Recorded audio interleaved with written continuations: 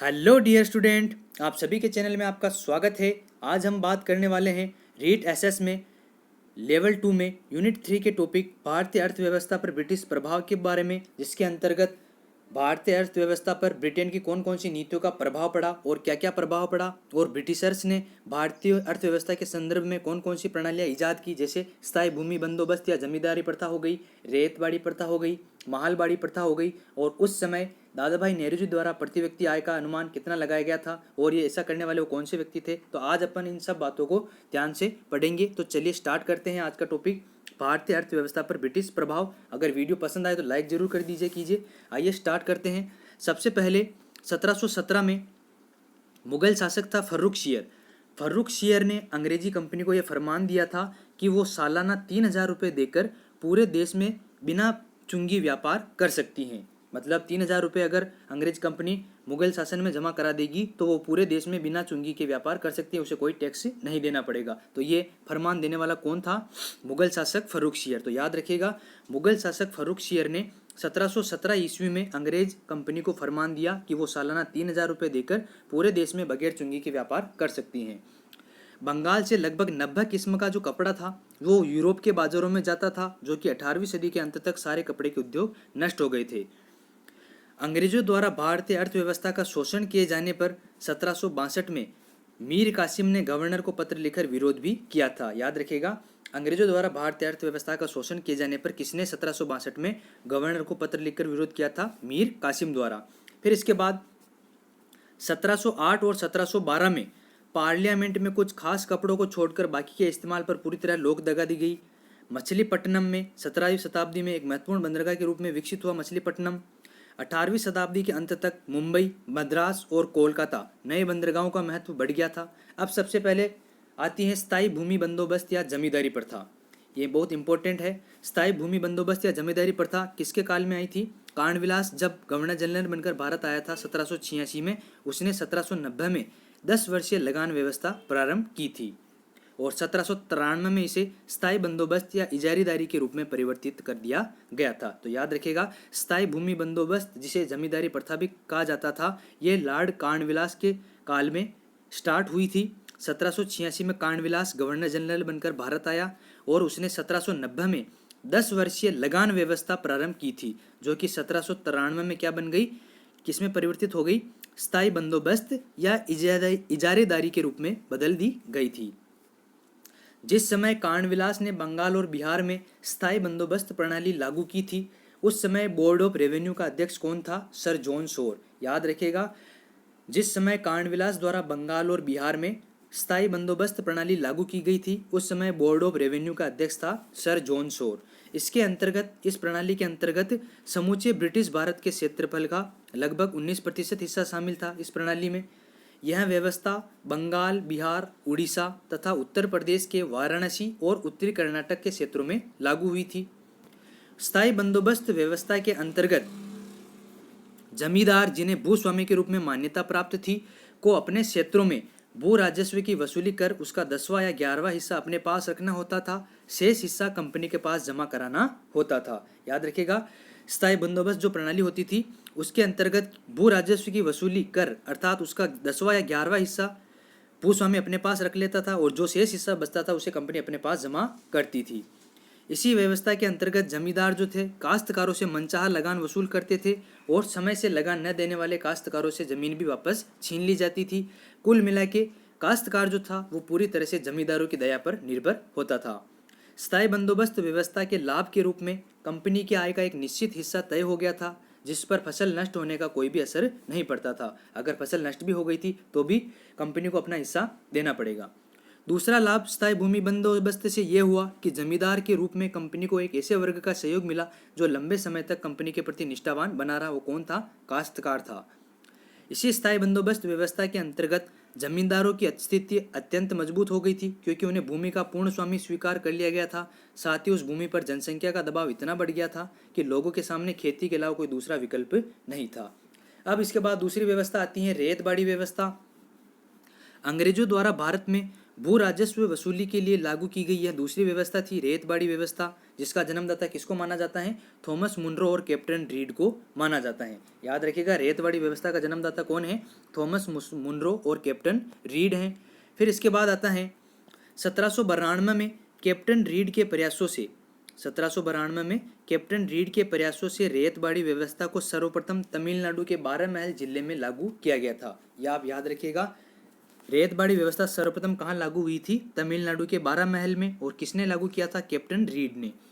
तमिलनाडु के अलावा यह मद्रास, बम्बई के कुछ हिस्से, पूर्वी बंगाल, आसाम, कुर्ग के कुछ हिस्सों में लागू की गई थी।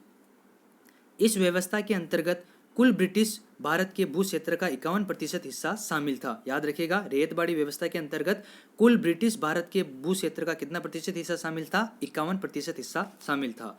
मद्रास प्रेसिडेंसी में भू राजस्व की रेतबाड़ी प्रथा लागू करते समय भारत का गवर्नर जनरल कौन था? लॉर्ड वेलेस्ली था। याद रखिएगा, भारत का गवर्नर जनरल लॉर्ड वेलेस्ली था जब मद्रास प्रेसिडेंसी में भू राजस्व की रेतबाड़ी प्रथा लागू हुई थी। रेतबाड़ी व्यवस्था के अंतर्गत रैयतों को भूमि का मालिकाना और कब्जादारी अधिकार दिया गया था, जिसके द्वारा ये प्रत्यक्ष रूप से सीधे या व्यक्तिगत रूप से सरकार को भू राजस्व का भुगतान करने के लिए उत्तरदायी होते थे। रेतबाड़ी व्यवस्था में कृषक ही भूस्वामी होता था, जिसे भूमि की कुल उपज का 55% से 33% के बीच लगान कंपनी को अदा करना होता था। इस व्यवस्था के अंतर्गत लगान की वसूली कठोरता से की जाती थी तथा लगान की दर भी काफ़ी ऊंची थी, जिसका परिणाम हुआ कि कृषक महाजनों के चंगुल में फंसता गया, जो कालांतर में महाजन और किसानों के मध्य संघर्ष का कारण बन गया। रेतबाड़ी व्यवस्था के मुख्य दो उद्देश्य थे। एक तो था भू राजस्व की नियमित वसूली और दूसरी थी रैयतों की स्थिति में सुधार। पहला उद्देश्य अवश्य पूरा हुआ, लेकिन दूसरा नहीं, क्योंकि किसानों की स्थिति में कोई सुधार नहीं हुआ। 1836 में रेत व्यवस्था में विंगेर और गोल्ड स्मिथ द्वारा कुछ सुधार किए गए थे। याद रखिएगा, 1836 में रेत व्यवस्था में किसके द्वारा सुधार किए गए थे? विंगेर और गोल्ड स्मिथ द्वारा कुछ सुधार किए गए थे, जिसमें रेतबाड़ी प्रथा में कंपनी द्वारा लगान समझौता जमींदारों से न करके भूमि के वास्तविक स्वामी किसानों के साथ किया गया था। जब विंगेर और गोल्ड स्मिथ ने कुछ सुधार किए थे 1836 में, उसमें एक थोड़े सुधार ये थे, इसमें कंपनी द्वारा लगान समझौता जमींदारों से ना करके भूमि के वास्तविक स्वामी किसानों के साथ किया गया था। और ये समझौता कितने वर्ष के लिए किया गया था? 3 से 10 वर्ष के लिए किया गया था। 1808 में मुनरो द्वारा प्रस्तावित ग्राम पंचायत आधारित रेतबाड़ी बंदोबस्त को स्वीकृति दे दी गई तथा इस समय मद्रास का गवर्नर विलियम बेटिंग था। मुनरो द्वारा ग्राम पंचायत आधारित रेतबाड़ी बंदोबस्त को स्वीकृति कब दी गई? 1808 में दी गई और उस समय मद्रास का गवर्नर कौन था? विलियम बेटिंग था। रेतबाड़ी व्यवस्था के प्रबल समर्थक कौन थे? मुनरो थे। 1908 से 1909 के बीच में रेतबाड़ी व्यवस्था को अधिकांश जिलों में लागू किया गया था। 1820 से 1827 के बीच में मुनरो ने रेतबाड़ी प्रथा को संपूर्ण मद्रास प्रांत में लागू किया और मुनरो ने उपज का 1/3 भाग भूमि कर निर्धारित किया था रेतबाड़ी व्यवस्था के अंतर्गत। रेतबाड़ी प्रथा में सरकार और भूमि के स्वामी किसानों के बीच में सीधे संबंध होते थे। इस भू राजस्व प्रणाली में बिचौलियों अर्थात मध्यवर्तियों की संख्या न्यूनतम कर दी गई थी। याद रखिएगा कि किस भू राजस्व प्रणाली में बिचौलियों अर्थात मध्यवर्तियों की संख्या न्यूनतम हो गई थी, कर दी गई थी? रेतबाड़ी व्यवस्था में। अगली आती है महलबारी बंदोबस्त। महलबारी बंदोबस्त स्थायी और रेतबाड़ी व्यवस्था की जब असफलता सबको मालूम हुई तो उसके बाद महलबारी व्यवस्था को लागू किया गया। उत्तरी भारत में महलबाड़ी व्यवस्था को लागू करने वाले लेफ्टिनेंट गवर्नर जनरल कौन थे? आरएम बर्ड थे, जिन्हें भू बंदोबस्त का पिता कहा जाता है। याद रखिएगा, उत्तरी भारत में महलबाड़ी प्रथा लागू करने वाले lieutenant governor general RM bird थे, जिन्हें भू बंदोबस्त का पिता कहा जाता है। 1819 से 1822 के दरमियान यह भू राजस्व प्रणाली निश्चित रूप ग्रहण करती गई। 1822 के रेगुलेशन 7 द्वारा महलबाड़ी पद्धति को कानूनी रूप दे दिया गया था। याद रखना, रेगुलेशन 7 1822, इसके द्वारा महलबाड़ी पद्धति को कानूनी आधार प्रदान किया गया था। इस महलबाड़ी व्यवस्था में भू राजस्व का निर्धारण महाल या समूचे ग्राम के उत्पादन के आधार पर किया जाता था और महाल के समस्त कृषक भूस्वामियों के भू राजस्व का निर्धारण संयुक्त रूप से किया जाता था, जिसमें क्या होता था? गांव के लोग अपने मुखिया या प्रतिनिधियों के द्वारा एक निर्धारित समय सीमा के अंदर लगान की अदायगी की जिम्मेदारी अपने ऊपर लेते थे। महलबाड़ी व्यवस्था जो थी ये ब्रिटिश भारत के कुल क्षेत्रफल के 30% हिस्से पर लागू थी। यह हिस्सा आप याद रखना तीनों व्यवस्थाओं का। इस व्यवस्था के अंतर्गत दक्कन के कुछ जिले, उत्तर भारत, संयुक्त प्रांत, आगरा, अवध, मध्य प्रांत तथा पंजाब के कुछ हिस्से शामिल थे। महलबाड़ी व्यवस्था भी बुरी तरह असफल हुई क्योंकि इसमें लगान का निर्धारण अनुमान पर आधारित था और इसकी विसंगतियों का लाभ उठाकर कंपनी के अधिकारी अपनी जेब भरने लगे थे। कंपनी को लगान वसूली पर लगान से अधिक खर्च करना पड़ता था। इस व्यवस्था का परिणाम ग्रामीण समुदाय के विखंडन के रूप में सामने आया। सामाजिक दृष्टि से यह व्यवस्था विनाशकारी और आर्थिक दृष्टि से विफल सिद्ध हुई। बंगाल में जूट, पंजाब में गेहूं, बनारस, बिहार, बंगाल और मध्य भारत तथा मालवा में अफीम के व्यापार के लिए पोस्त की खेती, बर्मा में चावल जैसी वाणिज्यिक फसलों को कंपनी के शासनकाल में उगाया जाता था। वाणिज्यिक फसलों से जहां व्यापारी वर्ग तथा सरकारी कंपनी को अनेक तरह के लाभ मिले, वहीं किसान की इससे गरीबी और बढ़ती गई। तो ये तीनों व्यवस्थाएं असफल साबित हुई थी। अब आप देखिए, भारत की प्रति व्यक्ति आय का अनुमान जो लगाया गया था वो किसने लगाया और उस समय क्या था और आय क्या थी। दादा भाई नेहरू जी के अनुसार 1867-68 में प्रति व्यक्ति आय का अनुमान लगाया गया था। उस समय प्रति व्यक्ति आय थी 20 रुपये। लॉर्ड कर्जन ने 1901 में अनुमान लगाया था प्रति व्यक्ति आय का भारत में। उस समय प्रति व्यक्ति आय थी 30 रुपये। विलियम डिग्बी के द्वारा अनुमान लगाया गया था जिसमें भारत की प्रति व्यक्ति आय थी 18 रुपये। और VKRV राव द्वारा 1931-32 में भारत की प्रति व्यक्ति आय का अनुमान लगाया गया था जो कितने रुपए थी, 62 रुपये। यह आप याद रखिएगा। दादा भाई नौरोजी को प्रति व्यक्ति आय का अनुमान लगाने वाला प्रथम राष्ट्रवादी नेता माना जाता है। प्रथम राष्ट्रवादी नेता कौन है प्रति व्यक्ति आय का अनुमान लगाने वाला भारत में? दादा भाई नौरोजी। जबकि राष्ट्रीय आय का प्रथम वैज्ञानिक आकलन किसके द्वारा किया गया था? डॉक्टर VKRV राव द्वारा किया गया था राष्ट्रीय आय का प्रथम वैज्ञानिक आकलन। फिर आता है धन का बहिर्गमन सिद्धांत। भारत की बढ़ती निर्धनता की कीमत पर अपने को संपन्न बनाने के लिए ब्रिटेन द्वारा भारत के कच्चे माल, संसाधनों और धन को निरंतर लूटपाट की पृष्ठभूमि को दादा भाई नौरोजी और रानाडे जैसे राष्ट्रविदों ने धन के बहिर्गमन या निष्कासन की संज्ञा दी थी। भारतीय धन के बहिर्गमन की ओर लोगों का ध्यान अट्रैक्ट करने के लिए इस दिशा में प्रथम प्रयास दादा भाई नौरोजी द्वारा किया गया था। उन्होंने 2 मई 1867 को लंदन में आयोजित ईस्ट इंडिया एसोसिएशन की बैठक में अपने पेपर, उसका शीर्षक था पेपर का इंग्लैंड डिबेट टू इंडिया, को पढ़ते हुए पहली बार धन के बहिर्गमन सिद्धांत को प्रस्तुत किया था। ये पूछा जा सकता है, इसका शीर्षक पेपर का याद रखना, इंग्लैंड डिबेट टू इंडिया। कालांतर में दादा भाई ने अपने कुछ अन्य निबंधात्मक लेखों जैसे poverty and un British rule in India 1867 और the wants and means of India on the commerce of India, इसके द्वारा धन के निष्कासन सिद्धांत की व्याख्या प्रस्तुत की थी। दादा भाई नौरोजी जो थे, इन्होंने धन के बहिर्गमन के सिद्धांत के सर्वप्रथम और सर्वाधिक प्रखर प्रतिपादक कौन थे? दादा भाई नौरोजी।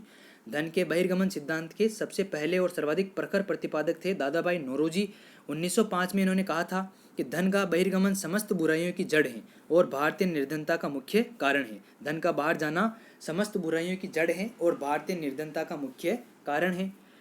धन के बहिर्गमन के बारे में एक अन्य राष्ट्रवादी नेता थे महादेव गोविंद रानाडे। इन्होंने 1872 में पुणे में एक व्याख्यान दिया जिसमें उन्होंने कहा कि भारतीय पूंजी और संसाधनों के बहिर्गमन की इन्होंने आलोचना की और कहा राष्ट्रीय पूंजी का 1/3 हिस्सा किसी न किसी रूप में ब्रिटिश शासन द्वारा भारत के बाहर ले जाया जाता है। दादा भाई नौरोजी ने धन के निष्कासन को अनिष्टों का अनिष्ट की संज्ञा दी, अर्थात इविल ऑफ इविल्स की संज्ञा दी। नौरोजी के अनुसार भारत का धन बाहर जाता है और फिर वही धन भारत में ऋण के रूप में आ जाता है और इस ऋण के लिए और अधिक ब्याज, एक प्रकार का ये ऋण कुछ चक्र से बन जाता है। किसके विचार थे? नौरोजी के। दादा भाई ने भारतीयों को उनके देश में विश्वास तथा उत्तरदायित्वपूर्ण पदों से वंचित करने की ब्रिटिश नीति को नैतिक निकास की संज्ञा दी। प्रसिद्ध अर्थशास्त्री तथा राष्ट्रवादी नेता रमेश चंद्र दत्त ने अपनी पुस्तक इकोनॉमिक हिस्ट्री ऑफ इंडिया में धन के बहिर्गमन का उल्लेख किया था और इनके अनुसार भारत के सकल राजस्व का लगभग आधा हिस्सा प्रतिवर्ष बाहर जाता है। RC दत्त ने धन के निष्कासन के दुष्परिणामों को नादिरशाह जैसे विदेशी आक्रांता द्वारा की गई लूटमार से भी अधिक घातक बताया था और उनके अनुसार यह प्रक्रिया अनवरत है और यह वर्ष दर वर्ष बढ़ती जाती है। दत्त महोदय ने धन के बहिर्गमन को एक बहते हुए गांव की तरह भी बताया था। इनकी पुस्तक इकोनॉमिक हिस्ट्री ऑफ इंडिया को भारत के आर्थिक इतिहास पर पहली प्रसिद्ध पुस्तक माना जाता है। याद रखिएगा, RC दत्त की पुस्तक है इकोनॉमिक हिस्ट्री ऑफ इंडिया, जिसे भारत के आर्थिक इतिहास पर पहली प्रसिद्ध पुस्तक माना जाता है। भारतीय राष्ट्रीय कांग्रेस द्वारा अपने कलकत्ता अधिवेशन 1896 में सबसे पहले धन के निष्कासन सिद्धांत को स्वीकार किया गया था। याद रखिएगा, 1901 में इंपीरियल लेजिस्लेटिव काउंसिल में बजट पर भाषण करते हुए गोपाल कृष्ण गोखले ने भी धन के बहिर्गमन सिद्धांत को प्रस्तुत किया था। यह आपका टॉपिक हो गया भारतीय अर्थव्यवस्था पर ब्रिटिश प्रभाव। अगर आपको वीडियो पसंद आया तो लाइक ज़रूर कीजिएगा और चैनल को सब्सक्राइब नहीं किया तो सब्सक्राइब जरूर कीजिएगा। मिलते हैं अगले वीडियो में नए टॉपिक के साथ। जय हिंद, जय भारत।